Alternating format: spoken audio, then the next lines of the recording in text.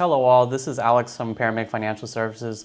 Welcome back to part 2 of fundamental analysis and technical analysis. All right guys, let's start.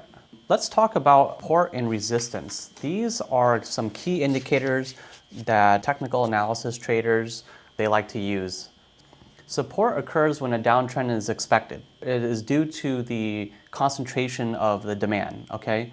So think of support as in the price goes up and it comes back down to a certain support zone, and it always goes back to that support zone for some reason. That means it's a relevant price point.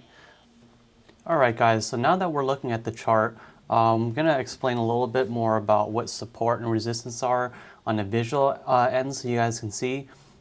So right here we have a chart for AMD, and as we can see at the bottom here where the cursor shows, it's moving sideways, uptrend, and then it goes down a little bit, goes up, sideways, up. So now we're currently in this zone here. So when it broke loose here, we can see that it went all the way up, it hit the baby blue at the top, and went back down. So as we see there's a pattern here. We'll see 1, 2, 3, and 4. So as you can see, each time the price went up and bounced back down, it kept hitting this specific zone. So as you can see, each time it hit that zone, it bounced back up. That zone is called the support zone. So the green line signifies support. As we spoke earlier, support occurs during a downtrend due to a pause of concentrations of the demand. So each time it hits the support, it bounces off. So what is the opposite? It's the resistance. So the resistance is on the top. So what creates resistance? So when the price action went all the way up and it hit that price point, went back down, and next time on the uptrend, it kept trying to break that zone. So as I said earlier, think of resistance as a ceiling that we're trying to break. So once it breaks roughly 3 times, which is a magic number of confirmation, it's usually set to break loose again. So we were looking at this pattern here. It's looking to kind of go ahead and test the resistance again. If it breaks resistance, then we're going to go ahead and make higher highs. As I said last time, when you break the resistance, you make higher highs and higher lows. Say if you break the support downward, you make lower lows, okay? So that's a little bit about resistance and support. Okay, we're gonna segment to the next part, okay? Good. All right, guys, so we're gonna go ahead and talk about moving averages. So I'm gonna go ahead and display what a moving average is on the screen.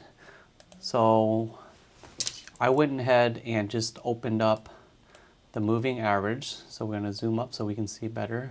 So the moving average is the yellow line. So the moving average, when the price action is going up, the moving average acts as support, okay? That's why it's under. Right when it goes on a negative trend, you're gonna see the line is gonna be above, which now it becomes the resistance, all right? So how do we use moving averages to secure or to find a position to buy? Okay. All right, guys, so we're going to go ahead and look at how moving averages work and how you can actually search for a position with it. So when a momentum is confirmed with a bullish crossover, which we can see there's a crossover right here, when the short-term moving average crosses the long-term, so our short-term is the yellow, and our long-term is the blue. So as we can see, when the yellow here crossed the blue, we start to see bullish momentum. So bullish means positive momentum. So as we can see, it went down. Right when it crossed again, we see some bullish momentum. Same with the crossovers. We'll go from down here. When the yellow crossed the blue, it went up. And same as it rinse and repeat. So these moving averages can help us understand the resistance and support of the price range, and also can help us find indicators on when to buy and sell.